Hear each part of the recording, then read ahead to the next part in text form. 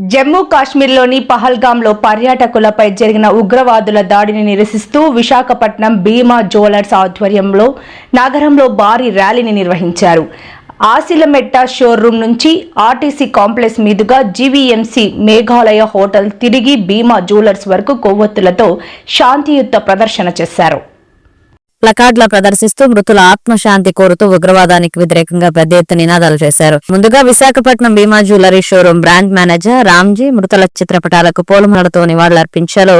ఈ సందర్భంగా showroom Visakha brand manager Ramji VS Nair మాట్లాడుతూ ఉగ్రవాదుల దాడిలో యావత్ భారతదేశం దిగ్భ్రాంతికి లోనైందన్నారు.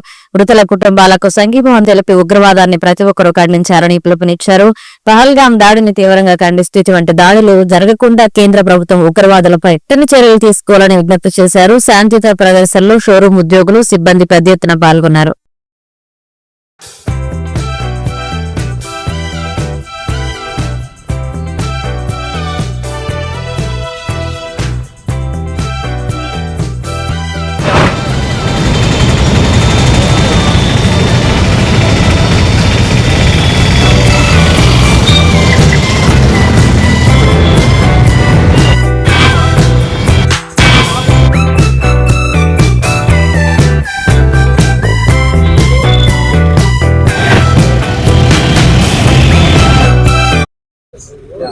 I'm from Bhima Jewelry, Visakhapatnam branch. My name is Ramji.